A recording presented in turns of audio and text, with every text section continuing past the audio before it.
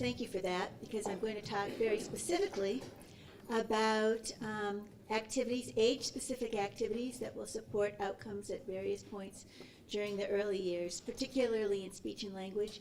We only have, well, we had an hour, and now we have less because we're running over time. And I might just run over longer now, but so we have some limited time. I'm not going to be able to answer all questions. That's why we have a report. I highly recommend that you read it, or you can certainly send me an email, or we can try to pick it up either a little bit here today or at the lunch break. But yes, I'm here to talk about that report, specifically children's development during the first 5 years within the 4 domains that Ben already introduced. So we're looking at children's physical development, cognitive development, and social emotional development and behavioral development most generally. That's basically the territory that we're in at Early Intervention Foundation. Today I'm going to go in and describe in detail how this works in terms of their language development. So the idea of our work in the space is to understand what makes children ready for school. And when talking about school readiness, there are all sorts of different local definitions. I can't describe all of them now, so I'll just give an overview of what the World Health Organization says. So for example, a good physical development at age 5 is a child who is the right size and weight, not too big, not too small. Somebody has good dental health and has adequate gross and small motor skills and has basically good physical health. Good cognitive development at age 5 is a child who can recognize their letters, who can count, who knows the days of the week, and knows the names of many animals and where they live. That's somewhat about language, but it is also about their conceptual knowledge. But also, language development falls within cognitive development. So you're looking for a 5-year-old who is a confident communicator, can listen to and follow directions, and has a vocabulary of approximately 10,000 words. In terms of behavior, we're looking for a child who can manage their impulses. This means sit still and stand in line, who can manage their emotions and isn't easily irritable or brought to anger, can also take turns with others and share, and can concentrate and work quietly. These are important skills. And then finally, in terms of social emotional development, sorry about that. You're looking for a child who has a certain level of self-confidence, who is interested in others' point of view, who can play nicely with others and respect fairness in a situation. So all of these competencies are important, and commissioning in the early years should promote all of these competencies. For today's discussion, we're going to talk specifically about language development. However, just to give some more background to the report, in the competencies report, in fact, 26 competencies have been identified by the National Academy of Sciences in the United States during the early years, and the reason that they did that is that they felt that early years workers should know about development within each one of these 26 competencies. When we started this report, which followed on from the language as a child well-being indicator report that Ben just described, we thought, well, we'd start with some cognitive competencies that included language. And we decided to start with the 4 competencies that contribute to children's what is known as core knowledge. And this is the reason it's called core knowledge is it stems from children's capabilities that children have at birth, perceptual skills that turn into cognitive competencies that then form the building blocks of learning. So these competencies, we call them sometimes theories because children are developing theories about various things. They actually anticipate things happening. So already within the first few months of life, children are developing theories of objects and developing hypotheses about how objects move and interact with the rest of the world. They also develop theories of people, or also we know this as theory of mind. So this involves some skills like empathy and other things that we might describe as social and emotional skills, but there's an intellectual component to this because it's about anticipating what is going on in somebody else's mind other than your own. And children are highly tuned in to paying attention to what other people are paying attention to, but it isn't until the age of 4 that they fully understand that what somebody is thinking could be very different than what they are thinking, and that is fundamentally a cognitive skill. Thirdly, we considered in our report the development of children's understanding of numbers, of quantity, of more and less, and how to count. And finally, children's understanding of words, which is what I'm here to talk about today. As I said, this is our competencies report, which Ben just described. And here again is the milestone table, which describes, in terms of the outcomes, what those outcomes are at key critical points in children's development. Some people call those developmental milestones. So for each of those 4 competencies, we consider what the key milestones are during the antenatal period, infancy, toddlerhood, and preschool, which we define as ages 3 to 5. The way we went about doing this is we actually systematically answered these 7 questions. And this is very different than some of our previous evidence reviews, which have just looked at programs and in some instances practices in terms of what was effective. This was a broader review looking at what the science, the best science, tells us about children's development more generally, because that science is constantly changing as well. So you may have heard some things maybe 10 years ago or so about children's development, particularly theory of mind. Well, that's changed now, so we wanted to have the most up-to-date information. So we answered these 7 different questions, first describing what the competency is, then how it supports children's development and what it is similar and different from other competencies. So for example, language learning requires some memory. So we talk about that at the beginning. Then we consider the importance for the competency over children's development, and what typical development looks like in each of those 4 periods that I just described. And then we look more critically at the risk and protective factors. And we do this specifically to inform commissioning, because there are certain things that impinge upon children's development at different points. So obviously factors that are highly influential during the antenatal period may be different than the factors that are highly influential at the ages of 3 to 5. And that's one of the things I'm going to discuss today. Then we also have each one of those chapters on those 4 competencies has a huge section on measurement. Not so much on how to measure, but what the kinds of measures are available and what ages they're appropriate for during the early years. And finally, we discuss the implications of early intervention. And if we have interventions that we've identified in previous reviews, we discuss them at the very end of each chapter. For those of you who are curious, I'll just describe quite briefly. This was an integrative review that involved both what we call hand search methods as well as systematic methods. So for some of the big questions like what the competency is, we actually looked at the top journals and looked at how they defined, for example, theory of mind or theory of objects, which, by the way, that if any of you remember Jean Piaget, people don't think about it the same way as they did 30 years ago when I started doing the review, so things have changed dramatically. And then we looked at all of the cohort studies conducted in Western countries over the last 20 years. I think we identified about 15, and we looked across all of them to identify consistencies and differences in risk and protective factors, and incidentally, there was a high degree of consistency in the stuff that I'm going to report today.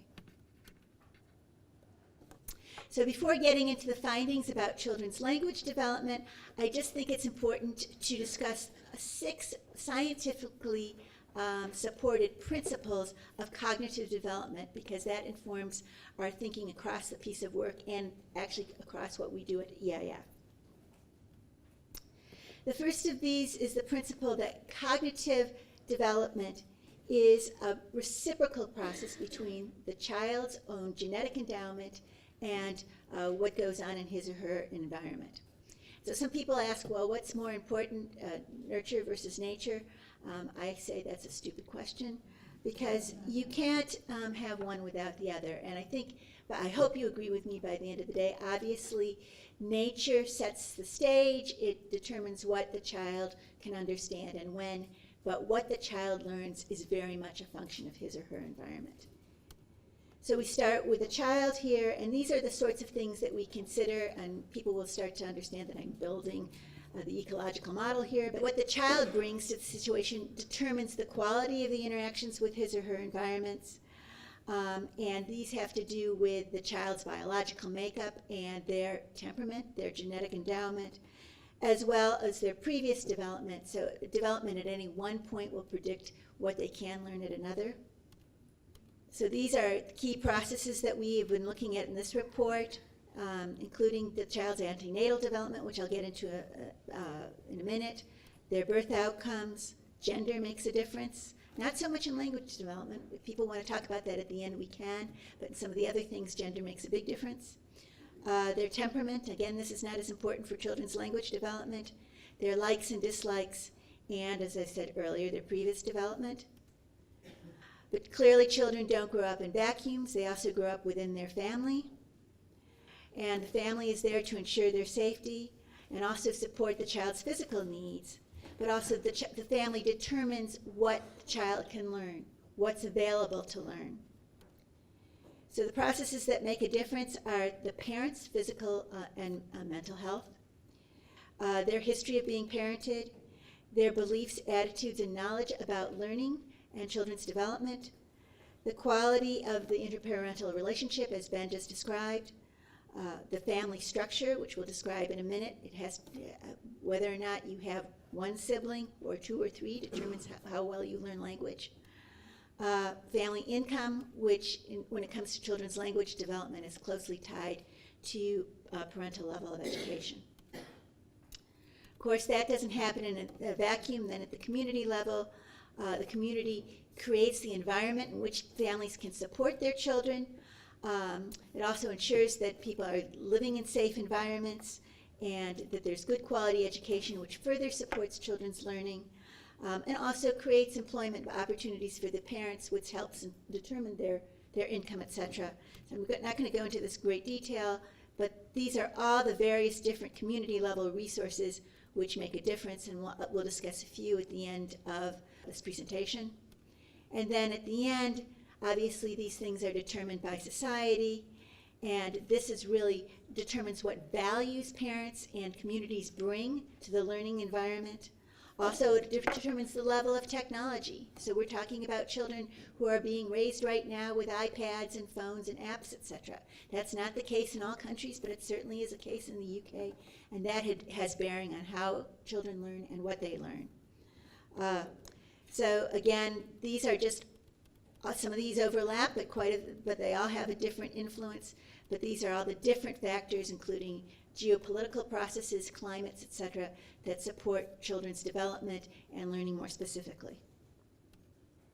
Those are also the factors that we'll be looking at in terms of risk and protective factors to support children's language learning. Principle number 2 really follows on from that, and that is it literally does take a village to raise a child. So children's early learning is strongly shaped by the child's family, which in turn is shaped by their community, which is in turn shaped by their culture and society. Think about language. Language is fundamentally a cultural process that is passed down directly to children through their parents. So that's how children learn. Now, but it's interesting, there are two distinctions that we make at this level. There are some things that all children learn to do spontaneously, and we call those activities biologically primary. So basically, you don't teach a child how to walk. Children will learn how to walk on their own, more or less. Interestingly, most children, if they have access to sounds and words, will learn how to talk. There are not differences in whether or not children learn how to talk unless there's some profound learning problem. It's the quality of that talk where there's individual differences. So we call talking and language biologically primary, but something like reading, which requires direct instruction, is called biologically secondary. Some people will say, well, why is it biological at all? And that's because, by and large, the majority of children have the potential, again, unless there's a serious problem, to learn how to read. There is the biological capability of doing it, but it requires instruction. And I think that dichotomy is interesting to think about when we develop services in terms of how to support children's early learning. Third, as we sort of mentioned before, children's development begins with their own cognitive level. And whatever that level may be, children are actively shaping what they can and cannot learn. Some of you will be familiar with the work of Vygotsky. We discussed it in previous presentations for Foundations for Life and the concept of scaffolding. But scaffolding has to be within the child's own zone of potential development. So, for example, you cannot teach an infant how to tie his or her shoes. That would be silly. So this is what we're talking about in terms of the children actively shaping it. However, at the age of 4, a child is probably likely to be very interested in learning how to tie their shoes and will have the memory to do so as well as the fine motor skills. And this brings up the next point, which is that skill begets skills. So you need one set of skills to learn another. I don't want to go into this in any great detail now because we'll describe it more fully as we talk about how language develops. But we call this development a developmental cascade, which I will return to in a few slides. And this seems to be a contradiction, but cognitive development is both stable and flexible. In fact, it becomes more stable as children develop. So even though you will see certain proclivities, actually in very young children at the ages of 2 and 3 already, and they are predictive of their later performance, that doesn't mean that they aren't highly malleable. And this is really critical for the role of early intervention. This is where good quality early intervention can make a huge difference.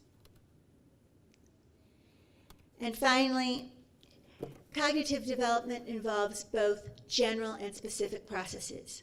So for example, a general process is memory. A specific process is, for example, reading or vocabulary. And there's a continuum between general and specific. As a very, very general rule, general processes are more biologically hardwired, although they are receptive to environmental influences, where specific processes are completely shaped by the child's experience. So for example, take learning how to play the violin. Everybody will be born with some musical understanding and be able to recognize the difference between notes, but knowing where to put your fingers on that string and how to pull your bow will be determined by your experience and your practicing and whether or not that is supported within your family, etc., etc., etc. And these are the sorts of things, we're not going to discuss this point too much in the rest of the slides, but it's something to keep in mind in terms of measurement. Because when you're measuring something like language, you will also be measuring other skills like the child's memory, etc., etc. So again, we're going back to a slide that Ben introduced previously, and this comes from our language as a child well-being indicator. But basically, children's language development involves 4 simultaneous processes. That is phonology, which is the recognition between different sounds, such as ba and ka and da, and b and ni and si, those sorts of things. Those are phonemes. Semantics is basically a child's vocabulary. Pragmatics involves children's understanding of how and when to use language, how to ask a good question, etc.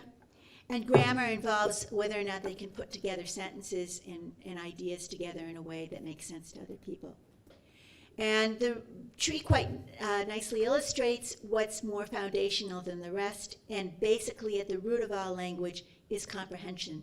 And that's what's going on during the first year of the child's life, is that they're starting to comprehend phenomenon in their environment already, which then becomes the process at which words are mapped on, and comprehension then increases with the advent of word use, which we'll describe in just a minute. In a nutshell, these are the milestones in children's language development. But basically, and we'll discuss these in greater detail, and then also in even greater detail in the report we go into how children acquire these skills. Basically, language learning takes place already in the womb. It is the only one of these 4 competencies that actually starts in the womb, because the baby can hear the sounds of his or her mother's voice when the auditory receptive systems are developing at around 24 to 26 months.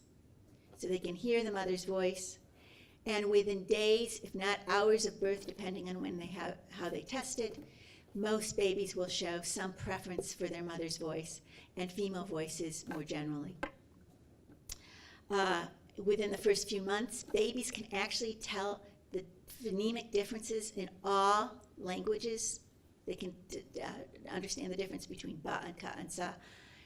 But by the time they're 8 or 9 months, it will be restricted to the languages that they're exposed to on a daily basis. So they lose actually a skill that they had when they were babies. However, that ability to distinguish those phonemes within their mother tongue or tongues is much more refined than it was when they were born.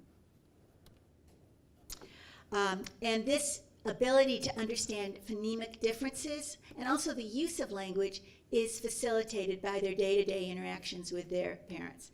So I'm going to show a quick video clip of my uncle talking to his 8-month niece. Apologies to those of you who have seen this before. You're ready to do that. Keep talking, Dad. This baby is something. There's something else. What are you saying?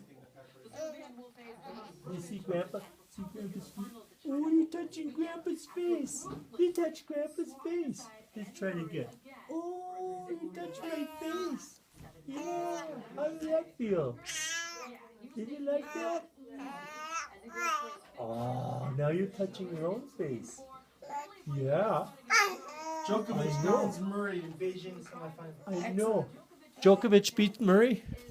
Good. I don't like Murray either. I don't like Murray, but I like Djokovic. Oh, wow. Are you going to play tennis someday? Huh?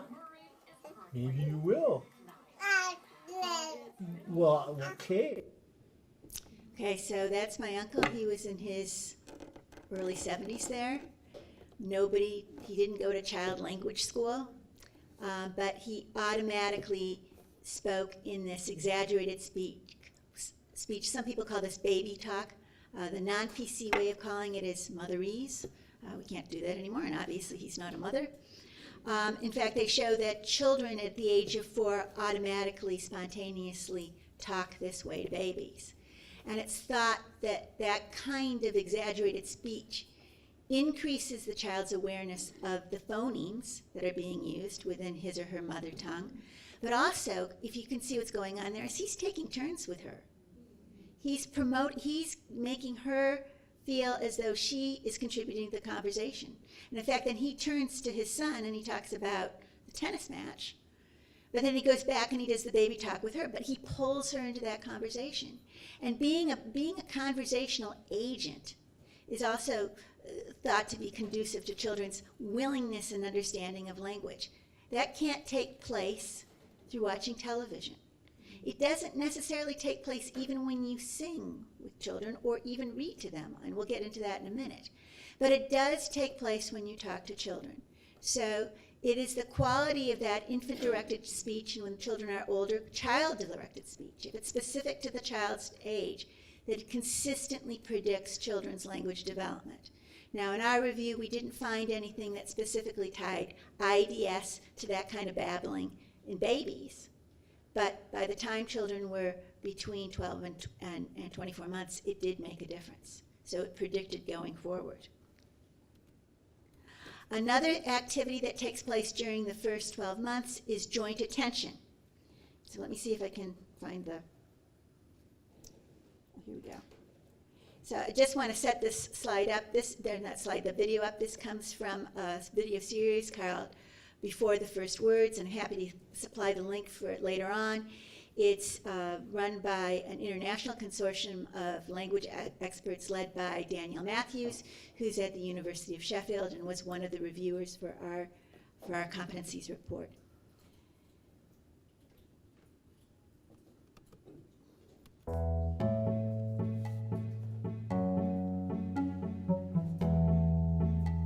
From about 6 months, infants can start to involve external objects in face-to-face interaction. Progress in their motor development, for example sitting up on their own or crawling, enables them to reach and touch different things in their surroundings.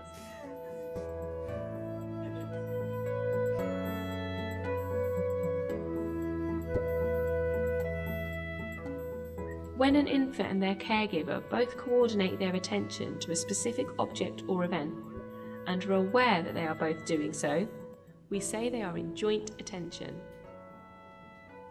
Què són aquestes joguines? Oh, això vols? Si són les claus del cotxe, que són meves.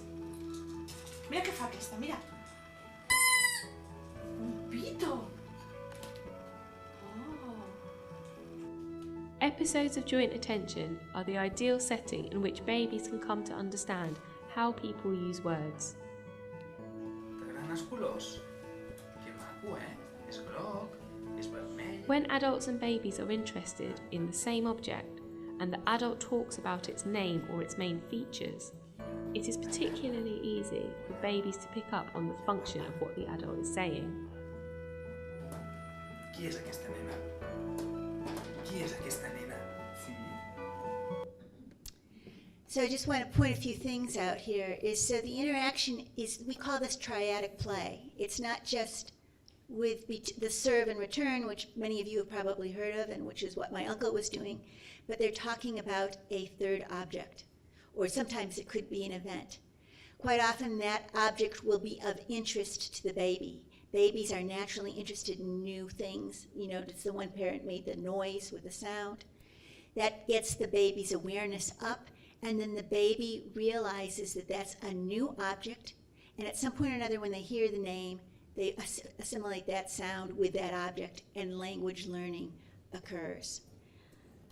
This happens at around 9 months. It's kind of a magical moment where the baby understands that what the mother is looking at or the father is looking at and the baby is looking at has a name, and that name is shared between all those individuals, so they can use that to communicate.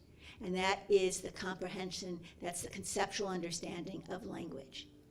And when babies point, that is the first sign showing that they want to get the parent's attention to have some kind of communication about that object. So I think that I don't know that this is a new part of our report, but given what I usually read is, it's about books, it's about singing and rhymes, etc., etc. All of those activities support children's language development. But this is following on directly from their motor interaction in the world, their ability, their understanding of novel things, and their active construction of what's going on. And the research, the most recent research, is suggesting that it's through these interactions where children are really beginning to learn and use and practice and understand language. So pointing appears typically around 9 to 12 months, and that's really the only behavior that we've got a chart around that we can say, hey, actually, if it's delayed, it might mean something wrong is going on. We're talking about during the first year. Children's first 2 years, typically, they very rarely come before 9 months, but if they become as late as 18 months, quite often they will catch up. But delays in pointing could be a sign of autism. Through that pointing, then you start having these conversations. Incidentally, one of the first words that children learn besides mama and papa or dada is cup or bottle, because that's something that that's a third object that the child is in contact with every day and they may want because it has food with it. So they tend to point to that, the parent will know, and then they will learn very quickly the word cup and start to say that word.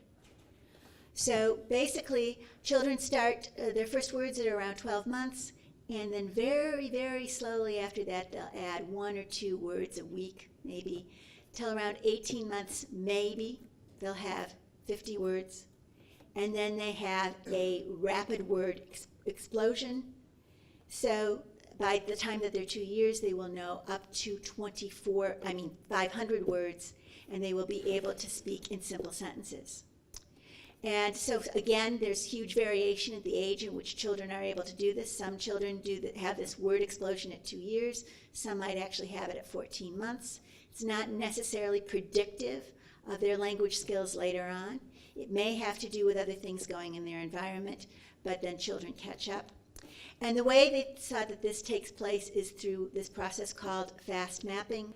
The baby will know, the 20-month-old will know that, for example, that the bottom one is better, that there are things that are familiar in the picture, and then they'll add another one that's not, and they'll ask the baby to hand them something with a pretend name. let's say, for example, we have a child that knows the word for spoon and fork, and then you have a whisk. And so you ask them to give them the fork, they give you the fork, you ask for the spoon, they give you the spoon, and then you say, can you give me the wumbic? And then they'll give you the whisk. It's through deductive reasoning, but they do that very quickly, and then they learn it once in that context, and they'll remember the word.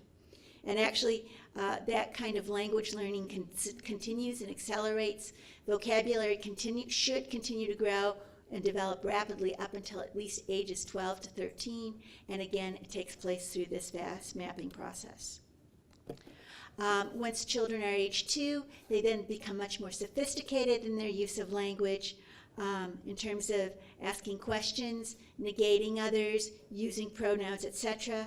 And that all takes place through day-to-day practice and scaffolding from their caregivers and other people in their environment. This is the same little girl that you saw earlier when she was a baby. Now she's 2 years old and she's getting some language coaching from her big sister. Ugh.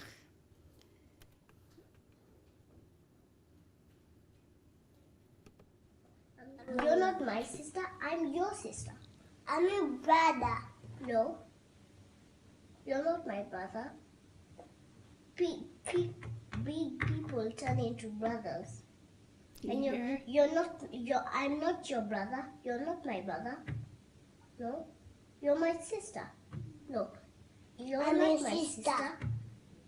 You're not my sister. I'm your sister. I'm his. No. No, you're not my sister. I'm your sister. You're making me so tired, Kelani. I don't want to talk to you. I don't want to talk to you again. So in this one, the big sister, I don't know if everybody could hear, the little one says, because you can't see her bigger sister is 2 years older, she says, I'm your brother, and she says, no, you're not my brother. You can't be my brother. You have to be a big person to be a brother. So she's wrong too, okay? But it's that conversation, it's testing it out. And then she'll say, okay, I'm your sister. She says, no, you can't be my sister because I'm the sister. So the big one doesn't have it right. The little one doesn't have it right either, but she knows that there's something that the big one's saying that isn't quite adding up in terms of these words. And it is that practice and asking those questions that makes the difference. At least that's what the recent research is telling us. So you're not going to get that practice by watching television. You're probably not going to get it by just playing with on your iPad, unless, of course, you're using some kind of software that facilitates that kind of thinking. Another thing that happens during the 3rd year is that children's language becomes increasingly decontextualized. Children can talk about things that are not in the immediate present, but things that they remember, things that might happen in the future, things that are shared between two people, and that's quite important for increasing vocabulary. But of course, children's experiences also influence that process.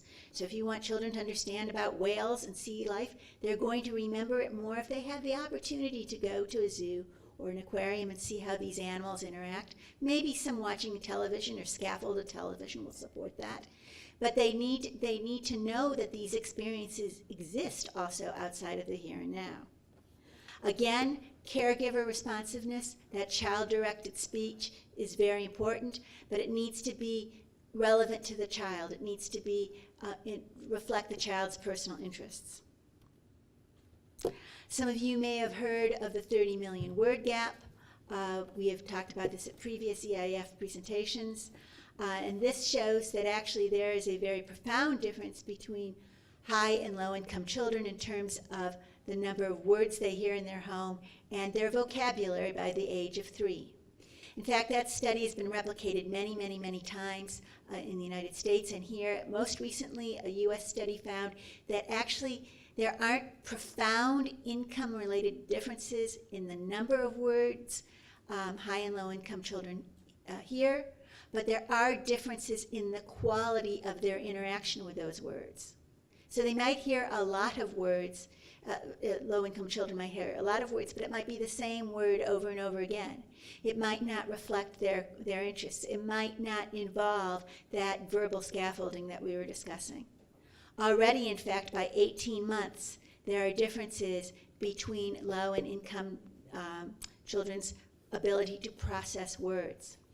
And the most recent research that's just come out in the last couple of years suggests that this is fundamentally a deficit in vocabulary. So we're not talking about speech and language deficits in terms of inabilities to hear phonemic differences. We're not talking about production problems. We're talking about understanding vocabulary and the concepts underpinning it. And that's highly tied to the parent's vocabulary and also the experiences the child has in his or her day-to-day life. By the time children are between the ages of 3 and 5, they can speak in long multi-clause sentences. They can tell long, elaborate stories about things that are decontextualized from the here and now. And they are also in a position to start to pull their phonemic awareness is good enough to know that ka, are two different sounds that can be desegregated to learn how to read. These are very important skills for children's success at school. And while book sharing is important up until this point, you don't need to be reading children necessarily stories. In fact, some of the studies that we reviewed for this found that picture book sharing is actually fine because it facilitates conversations about the things in the pictures, which is better for a younger child rather than just hearing the same story over and over again, although that can help as well too, because then they do fast mapping that way. But when between the ages of 3 and 5, storybook reading and shared reading is really, really facilitative of children's ability to understand reading. So then we've got this cascade of early language development already starting in infancy in terms of differences in their language-rich environment, which then lead to individual differences at 18 months in children's ability to process words, and then going on to their pre-literacy skills, and then going to school. And of course, their success in school is determined by their phonemic awareness and their ability to read, etc. And then going on into adulthood, as the case that we've made in our Languages Child Wellbeing Indicator report, is that language is the center of many adult skills in terms of negotiating at the job, being able to comprehend things, et cetera, as well as adults' mental well-being. Here we describe these processes that I just outlined now, and then link to them all the specific risk and protective factors, which I will describe just briefly here. So risks occurring during the antenatal period, actually I don't know that you can say that the child's genetic endowment is antenatal, but obviously there are genetic differences in children's ability to understand language. We don't know exactly how the prevalence of them, because there are other factors that influence children's language comprehension, including antenatal factors, the extent to which the parents were exposed to lead and other toxins in the womb, whether or not there was any cerebral injury during the birthing process, and also the mother's age. Again, because maternal age is a risk for poor birth outcomes, but also then in the very early months, younger mothers, and we're talking about much younger here, teen mothers, just do not tend to provide a verbally rich environment compared to, let's say, a 30-year-old mother, and that's regardless of income. And this is different than the other competencies where you could see, well, then there's a different set of risk and protective factors during the first year, the second year, and then on into preschool. Basically the same risk and protective factors hold throughout the remainder of early development. So high-quality infant-directed speech we've just discussed, high-quality joint attention activities and triadic play, that's important throughout children's early development. Being firstborn, actually, you see the difference of firstborns at when they learn their first words and that word spurt. It's up to 6 months in advance of their siblings. However, the delay in the sibling is not permanent. Usually they catch up. But that scaffolding with one parent, the two parents just doing all the talking to one baby seems to make a difference.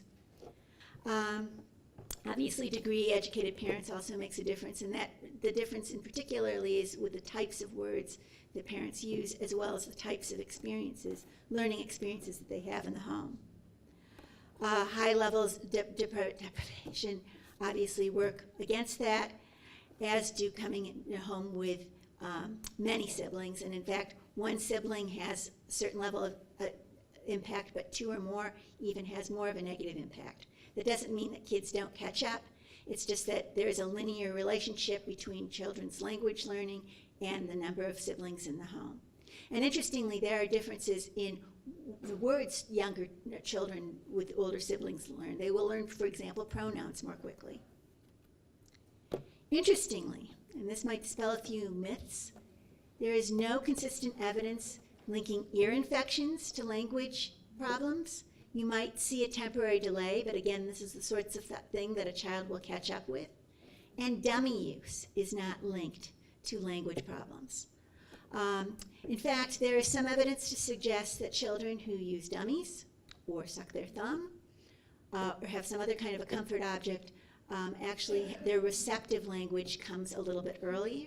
And that's because these are self-soothing mechanisms that leave them in quiet, attentive states, which is good for taking in information around you. Now, there's not loads of research in that area too, but there is no research consistently linking dummy use to delays in children's language development. Moving on to our section on measures, we have identified over 20 measures, starting not in the first year, but from ages 1 onwards, with the exception with some autistic measures for pointing. But there's a big caveat around these, and that is that measurement is not particularly predictive during the second year of life, but becomes increasingly predictive by up to the age of 4. So at that point, you have a better idea of what the child's language skills are that may be predictive into school unless you do something to change that trajectory. But because the measurement is not particularly predictive, so some kids grow out of language problems and other kids grow into language problems. I'm not going to get into great detail here. We describe it in our report, but there's some of these things, like, for example, the development of memory, which you need for language. If you've got a deficit in that area, that might not necessarily show up until age 4, certain kinds of memory, active memory, for example. So you won't see that deficit until that period of time. So very, very difficult to know who is and is not going to have long-standing language problems during the first 5 years. We did look into intervention a little bit. For those of you who have come to the Foundations for Life report, you'll remember that we've identified 3 interventions with very good outcomes for children's early language learning. That happens to be family nurse partnership, even in this country in the last evaluation. Parents as First Teacher, and Child First. Only Parents as First Teachers is a program that is designed specifically to support children's early learning. The other 2 programs aim to support the parent-child relationship more generally, but there is a strong emphasis on communication skills. And then also for older children, we have the REAL program, and that's for age 4, not the early one that some people might be familiar with now. We didn't look at that one. And there was another scaffolding one that's no longer, I should know the name of this. Anyway, that's for older children, for children age 4. Another thing that the report identified is that enriching early years education by a qualified teacher does improve language outcomes if it starts at the age of 2 onwards. There's also evidence to support the use of a variety of speech and language therapies, but interestingly, you see very quick fade out from these. And in studies with comparison groups, because of different children growing in and out of language problems, you find that actually some of the kids who were in the comparison group who didn't get the therapy outgrew their problem anyway, whereas other kids grew on to new problems. So very difficult to understand, because development is so changeable at that time, the real efficacy of some of these individual programs. Alongside this report, and actually in response to some of it, the government has recently announced a major campaign, as Ben mentioned, to support social mobility in terms of children's language. And the recent campaign it's called Chat, Play, and Learn.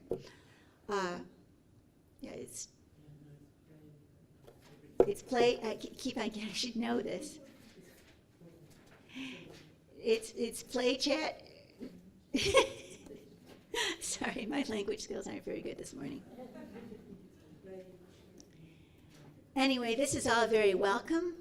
However, in this piece of work, what we've noticed is that there don't appear to be any quick fixes. So we also found many studies showing activities that don't tend to work. So for example, book sharing through rigorous studies conducted in the United States and in Australia, not book sharing, book gifting has been found not to make any long-standing difference or even a short-term difference in children's language development. We've also reviewed interventions which are light touch, placing, drop-in sorts of things, which again, even at earlier stages of development are not, those interventions, although they're not very mature, they don't seem to be making any kind of difference that one would suggest that more investment in them would be necessary. A bit of a sobering story involves this Lena device. The idea is that you might have seen this on the BBC, they put this on the child and it measures the language that's coming into the child. It's a recording device, and then it runs it through a computer to see how sophisticated the language is and how much conversation takes place and the quality of the vocabulary, etc. So the idea is that you use this device and then you give it to the parent and you coach them on how to improve the language that the child is learning. The few studies that exist around this programs based on this device have found that you might get modest increases in certain words in the short term and maybe some modest improvements in children's ability to process those words, but again, they're not sustained. So the key message here really is to rectify income-related language differences. You need interventions that are sufficiently long throughout children's development and also sufficiently intense to support real change in parenting behaviors.